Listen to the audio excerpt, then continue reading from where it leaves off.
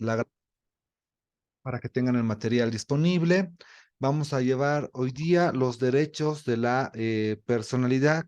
Vamos a llevar los derechos de la personalidad en dos partes. Esta clase vamos a hablar de la introducción, elementos esenciales de los derechos de la personalidad, y la siguiente clase vamos a desarrollar con mayor amplitud los derechos más complejos. Si nos alcanza el tiempo, vamos a revisar por lo menos dos de los principales derechos de la personalidad o derechos personalísimos, ¿sí?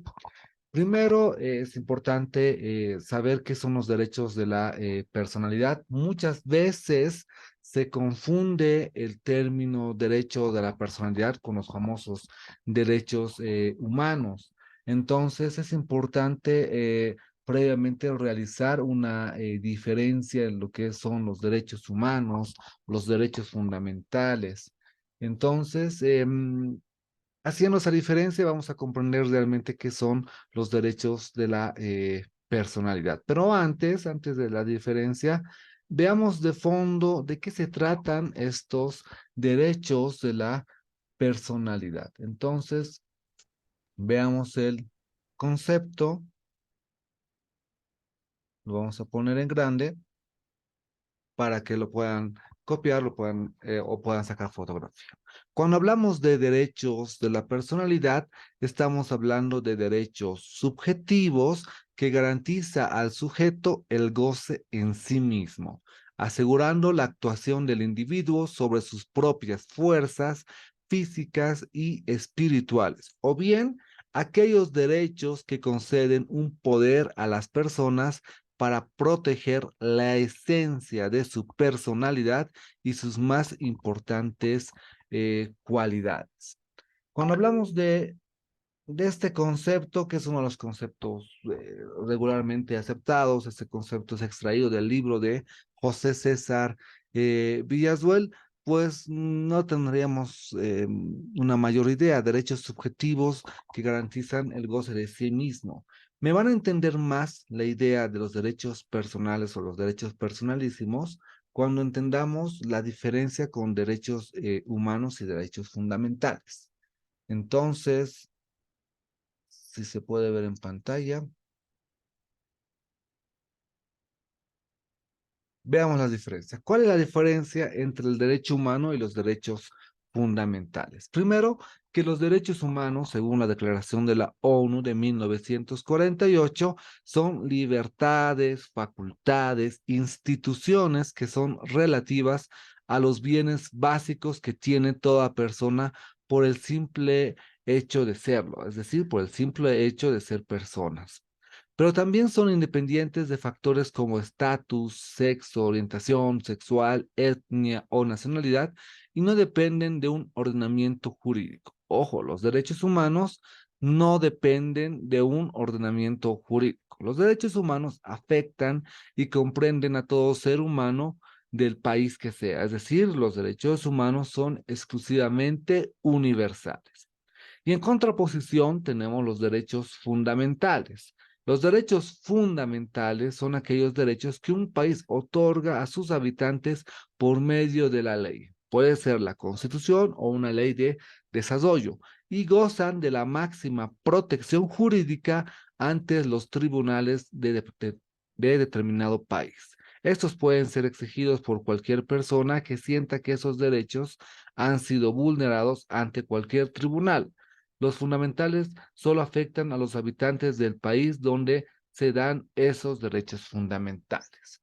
Entonces, en consecuencia, cuando hablamos de derechos humanos, derechos fundamentales, el concepto que habíamos puesto previamente, los derechos de la personalidad o derechos personalísimos, pareciera que tienen una cierta similitud.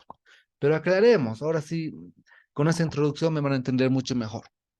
Derechos humanos. Los derechos humanos son inalienables al ser humano por el solo hecho de ser humano. Es decir, un sujeto, al ser considerado como un ser humano, tiene derechos que nacen por su propia naturaleza. Por ejemplo, todo ser adquiere y ejerce sus derechos a partir del nacimiento con vida, que es la regla, y en algunos casos, como lo habíamos revisado, el concebido también puede adquirir derechos. Entonces, cuando un sujeto, una persona, ya adquiere vida, la vida, ese concepto de vida, pues es un derecho inalienable, intransferible, propio del sujeto. Entonces, este desconocimiento del derecho a la vida pareciera ser un absurdo, porque se presume que todo ser humano que nace con vida, pues eh, puede ejercer los derechos. Pero a partir de la Segunda Guerra Mundial, con la Declaración de los Derechos del Hombre y los Derechos del Ciudadano, se establecen que hay derechos que deben ser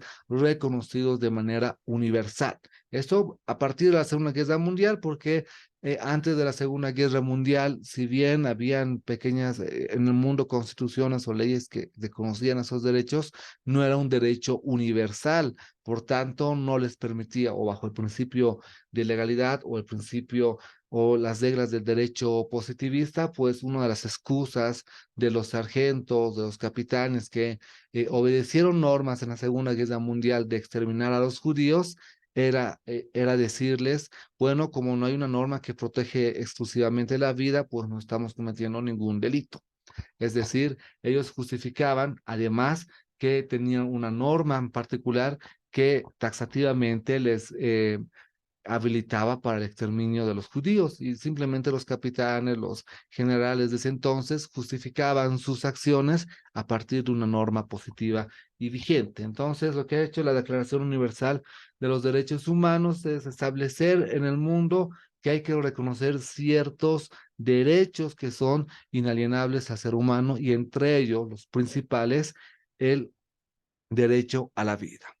En contraposición, los derechos humanos son de carácter universal, no necesariamente deben ser positivizados, y cuando me refiero a positivizado, no debe estar escrito en una norma de determinado país. Es decir, aún así nuestra constitución no establezca el derecho a la vida y ninguno de nuestros códigos penal, código civil, no establezca la defensa del derecho a la vida, pues un sujeto puede alegar la violación de este derecho amparándose en los tratados internacionales y en el reconocimiento universal de los derechos humanos. Entonces, ese es un punto fundamental.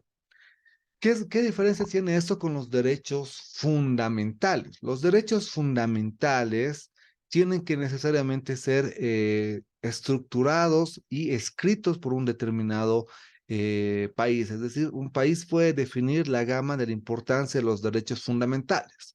Lo que pasa en la práctica es que muchas veces los derechos fundamentales suelen ser los mismos que los derechos humanos. De ende, tienen una doble protección, una protección a través de la Declaración Universal de los Derechos Humanos, la Declaración Internacional, un tratado internacional, y una protección interna si es que está descrita en la Constitución Política del Estado, en el Código Penal o en el Código Civil. Por tanto, los derechos fundamentales en el fondo llegarían a ser un desglose o una interpretación más amplia de los derechos humanos. La diferencia es que los derechos fundamentales, para evocar el término derechos fundamentales, deben estar necesariamente escritos en una norma interna.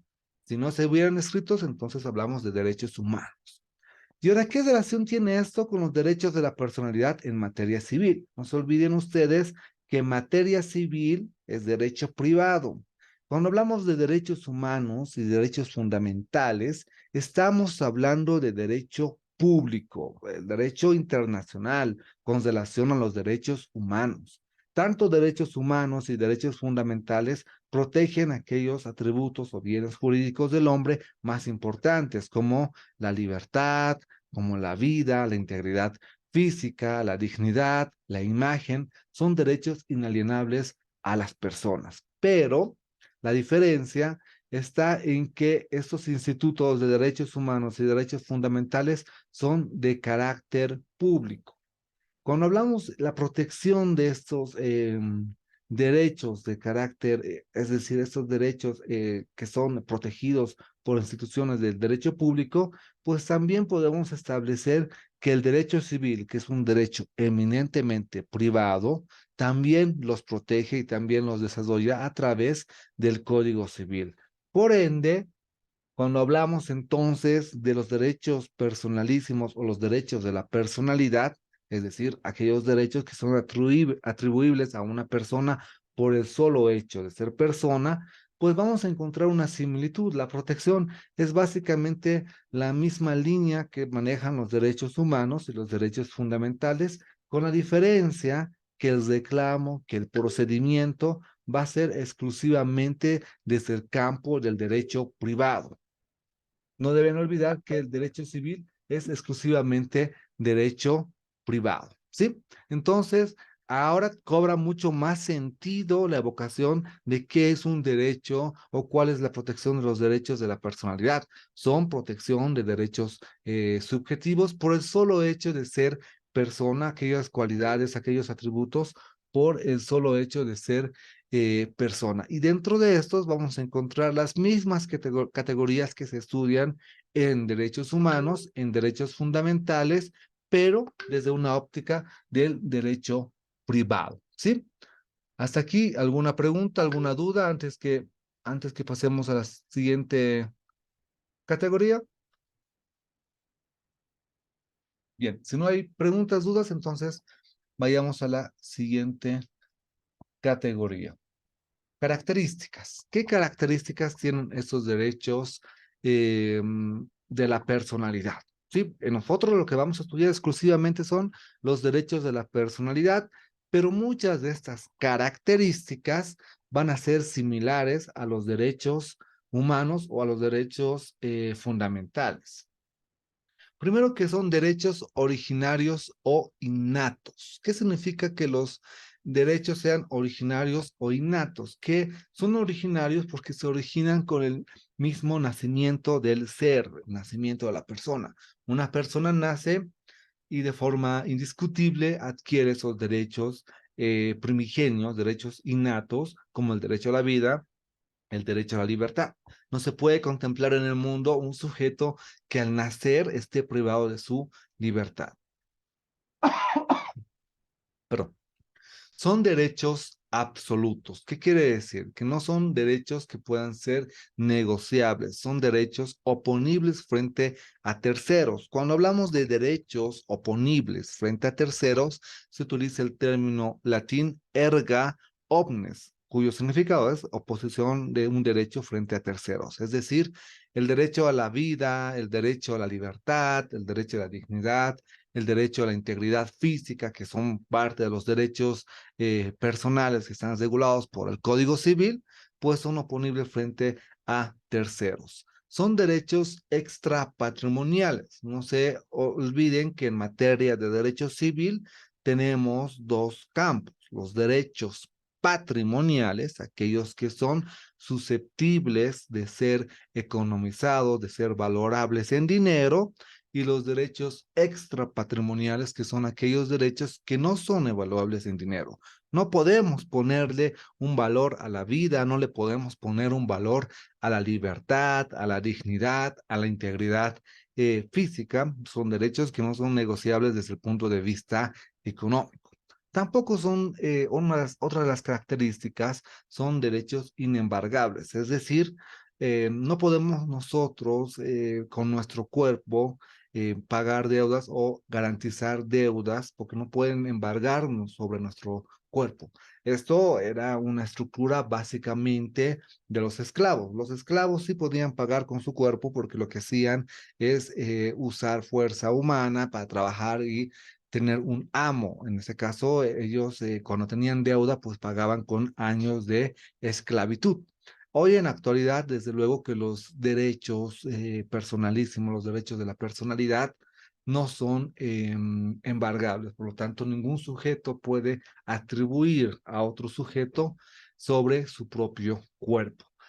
También son derechos indisponibles, es decir, uno, y esto es un debate abierto, un sujeto no puede disponer de esos derechos que son esenciales, que son originarios, que son innatos de ser humano, como por ejemplo el derecho a la vida. Yo no puedo decidir en cualquier momento morir, o no puedo matarme, o no puedo agredirme a mí mismo. Entonces, este, esta característica de los derechos indisponibles, sin embargo, tiene ciertas excepciones que lo vamos a debatir más adelante, cuando estudiemos el derecho a la vida, cuando tengamos la contraposición del derecho a la eutanasia, ¿sí?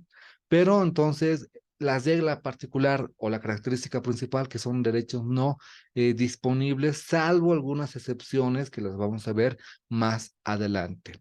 Son derechos irrenunciables. Esto también tiene mucha relación con los derechos indisponibles. De la misma forma que uno no puede disponer del derecho a la vida al libre albedrío, es decir, de forma manejando el tema de su libertad, tampoco puedes denunciar a la vida, salvo las excepciones establecidas por ley, y esas excepciones todavía tienen un debate abierto porque depende mucho de la estructura de la constitución que tengamos, de nuestra visión de Estado y de la política que tengamos como Estado, si nuestro país se va a adecuar a estas teorías modernas, ¿sí? Son imprescriptibles, es decir, cuando hablamos de la categoría prescripción e imprescriptibilidad, estamos hablando de que ciertos derechos se agotan, pierden, caducan con el factor del tiempo. En este caso, el derecho a la vida, desde luego, pues no puede caducar. Sin embargo, si hay un fenómeno cuando el derecho a la vida se empieza a concluir, es justamente con la muerte, ¿sí? Ya.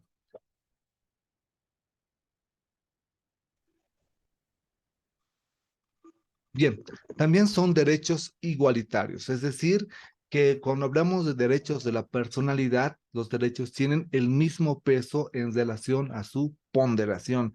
Al final del módulo, al final de este tema, vamos a hablar sobre la famosa ponderación de derechos personales o derechos personales.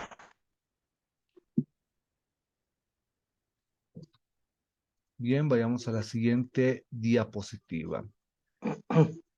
Derecho a la vida. Pero antes de ir al derecho a la vida, permítanme hacer algunas observaciones con relación a los derechos de la personalidad que son fundamentales, que no se habla mucho de estos derechos en las aulas universitarias o no se desarrolla en su magnitud porque tiene cierta complejidad al momento de aplicarlos. Es decir, cuando, por ejemplo, en el derecho a la vida se ve afectado, pues uno acude a materia penal, delito de homicidio, o uno extraordinariamente podría acudir a la vía civil. Eso tiene que ver mucho con una cultura o una cultura que tenemos como abogados, o con la mayor parte de los abogados tienen una cierta cultura de aplicación de esos derechos. Pero es importante conocerlos para que en ciertas circunstancias, de acuerdo a lo que, a los intereses de los clientes, pues ustedes puedan aplicar también el derecho civil como una alternativa aplicable al área penal, porque van a encontrar que muchos de estos derechos están regulados en el área penal. Pero también es importante saber cuál es el objeto de estudio de esos derechos personalísimos o derechos de la personalidad. Si existe el Instituto de Derechos Humanos, si existe el Instituto de los Derechos Fundamentales, ambos derechos que son reconocidos por el derecho público, pues qué importancia y para qué tendríamos que estudiar esto en el derecho privado como es el derecho civil. ¿Cuál sería su finalidad? ¿Cuál sería su objeto de estudio? Si tenemos bastante regulación en los tratados internacionales, en la Constitución Política del Estado, y en algunos casos es mucho más efectivo el derecho penal, por ejemplo, para la protección del el bien jurídico denominado vida. Entonces, ¿por qué sería importante el derecho civil? ¿Cuál es el objeto de estudio que tendríamos que establecer? Dentro de esto, pues los autores han determinado que el objeto de estudio, en primera instancia, una primera versión, una primera conclusión que sacan, que se saca a partir de la doctrina, dicen es importante estudiar los derechos de la personalidad porque son derechos que nacen con el mismo sujeto. Entonces, eh, a ver, un momentito, por favor. Ahorita vuelvo, tengo una llamada.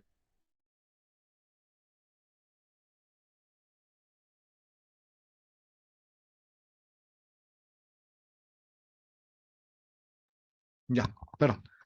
Entonces les decía en que la importancia o con relación al objeto, pues alguna parte de la doctrina se decía que son derechos que son exclusivamente de las personas o son derechos que nacen con el sujeto. Pero ahí hay una problemática de fondo, una problemática dogmática.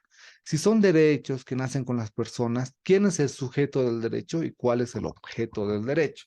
No se olviden que en derecho es muy diferente el sujeto del derecho y el objeto de protección del derecho. Entonces, ahí la teoría, la dogmática establece una pequeña confusión y dicen, el sujeto es el titular del derecho y el objeto va a ser sobre el mismo sujeto y pareciera que hay una contradicción. Entonces, a partir de esto, la dogmática, la doctrina establece una segunda teoría. La segunda teoría establece que en realidad los derechos de la personalidad o los derechos personalísimos no tienen que ver con relación al sujeto que tiene el derecho. Por ejemplo, yo tengo el derecho a la vida y yo no puedo proteger el derecho a la vida sobre el mismo objeto, sobre mí mismo, sino lo que se hace o lo que maneja esta segunda teoría es decir que en realidad quien tiene que respetar el derecho a la vida, en el caso mío, quien tiene que respetar mi vida son todos los sujetos o todas las terceras personas que me rodean. Es decir, todas las personas que me rodean tienen que respetar mis derechos personales, mis derechos personalísimos, como la vida, integridad física, derecho a la imagen, derecho al domicilio y otros aspectos. Entonces, esa segunda teoría maneja que en realidad el respeto a los derechos son de las personas ajenas o de los terceros. Y una tercera teoría, que es la que se adscribe a nuestro sistema, establece que son importantes los derechos personalísimos o los derechos de la personalidad, porque esos derechos de la personalidad van a ser entendidos como un ente ideal, es decir, van a ser creados por la mente humana y van a ser entendidos de forma independiente, no deben confundirse con el objeto del derecho, sino se van a estudiar de forma independiente como una construcción ideológica. En otras palabras, esta tercera teoría dice que son creación propia del intelecto del ser humano o de conocimiento del intelecto del ser humano. El derecho a la vida es un reconocimiento intelectual y ese reconocimiento intelectual puede ser estudiado de forma independiente sin la necesidad de vincular al sujeto y al objeto del derecho, ¿sí? Es importante esos aspectos porque a final de cuentas, delimitar el objeto del estudio de los derechos de la personalidad o los derechos personalísimos nos va a permitir tener una mejor idea sobre este tipo de derechos, ¿sí? Esto con relación a la introducción. Ahora vayamos a desarrollar estos derechos de la personalidad, ¿sí? Entonces, permítanme, ahora sí. Derecho a la vida, fundamental, uno de los principales eh, derechos que se reconocen no solamente a partir de los derechos humanos, sino también es reconocido por nuestra Constitución Política del Estado. Si se reconoce por nuestra Constitución Política del Estado, no solamente es un derecho humano universal, sino también se convierte en un derecho fundamental porque el Estado lo respalda a través de una norma interna. No se olviden que la diferencia entre derechos humanos y derechos fundamentales es que los derechos humanos son universales y los derechos fundamentales solo tienen validez en cuanto estén escritos en una norma interna de determinado país. En nuestro caso, en Bolivia, el derecho a la vida está reconocido por la Constitución Política del Estado, pero también está protegido por otras normas de desarrollo. Estas normas de desarrollo son normas que van a desarrollar aspectos principales. Tenemos el famoso Código Penal y desde luego desde nuestra óptica, desde la óptica del derecho privado, también está respaldado y está protegido por el Código Civil. ¿Sí?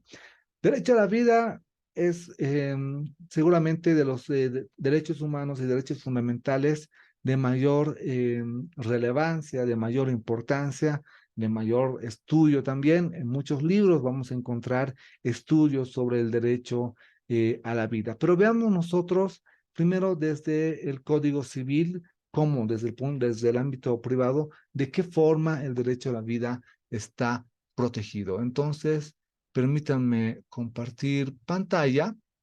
¿Me confirman si se ve pantalla, por favor?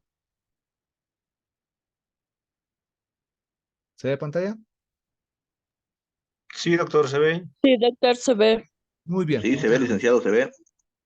bien, entonces lo que vamos a hacer es revisar el artículo 6 del Código Civil desde nuestra área, desde el área del derecho privado. Y lo que establece el artículo 6 dice que la protección a la vida, no solamente a la vida, sino aquí va a hablar de otro instituto, protege dos institutos en un solo artículo. La protección a la vida y a la integridad física de las personas se ejerce conforme a las normas establecidas en el código presente y las demás leyes pertinentes. En este caso, nuestro Código Civil, el derecho privado, no establece más reglamentación específica, no establece una regla en particular, simplemente se reconoce el derecho a la vida y a la integridad física, reconociendo la norma vigente, el Código Civil y cualquier otra norma pertinente. A este tipo de normas se les llaman cláusulas abiertas. Es muy importante cuando uno estudia un código civil, código penal, la Constitución, vamos a encontrar dos tipos de cláusulas. Las cláusulas cerradas, las cláusulas estrictas y las cláusulas abiertas. Cuando hablamos de una cláusula abierta, nos permite un ámbito de interpretación bastante amplio. Cuando revisábamos el artículo 6 del Código Civil, nos dice se reconoce en este código y cualquier otra ley que sea pertinente. El término ley pertinente nos da la viabilidad para utilizar cualquier norma futura que tenga relación con el derecho a la vida y en el caso de nuestro Código Civil también el derecho a la integridad física. Por tanto, es una cláusula abierta, ilimitada, es decir, que tiene varias formas de interpretación. Entonces, vean que desde el Código Civil se protege el derecho a la vida. Pero, ¿por qué es importante este tipo de protección desde el campo privado? ¿Qué lograría proteger el derecho? ¿Qué haría o qué ganaría si protejo el derecho a la vida desde el campo de, o desde el punto de vista del derecho privado? Porque el derecho público lo que va a hacer es sancionar a quien agreda la vida y ahí vamos a encontrar el derecho penal. Por ejemplo, en el derecho penal, quien quiera agredir, quien quiera afectar, quien quiera inclusive quitar la vida de un determinado sujeto, pues es sancionado por el Estado a través de las normas, de las leyes de índole penal. Pero en materia civil, nosotros no vamos a poder solicitar que se le sancione con días de detención de libertad en un recinto penitenciario, porque no es área, no es un área público lo que maneja en materia civil. Nosotros, en derecho civil, manejamos aspectos privados. ¿Qué podríamos solicitar desde el punto de vista del derecho privado cuando se afecta el derecho a la vida? Lo vamos a ver más adelante a detalle, lo que se busca en materia civil es que cuando se afecta o cuando hay una afectación al derecho a la vida, también hay o se generan daños o se generan perjuicios. Y esos daños y perjuicios son evaluables económicamente porque son daños ocasionados a partir de un derecho personalísimo, ¿sí? Entonces, lo que busca el derecho privado o el derecho civil es un resarcimiento por daños y perjuicios, depende de las características de cada situación. En el caso de la vida, pues seguramente va a ser, básicamente va a ser muy difícil evaluar cuánto costaba la vida o cuáles son los daños que ha ocasionado la pérdida de un ser querido, pero en cambio en los derechos o cuando se violan los derechos a la integridad física, cuando me refiero a lesiones, pues sí, eso van a ser evaluables de acuerdo a estudios previos, ¿sí? Eh, Antes de que se corte, les envío el link, por favor, para continuar. Vamos a revisar un poco algo de materia penal para ver cómo en materia penal se regula el derecho a la vida y cómo en materia civil podríamos solicitar un resarcimiento de daños y perjuicios. Sí, enseguida les envío el link, por favor.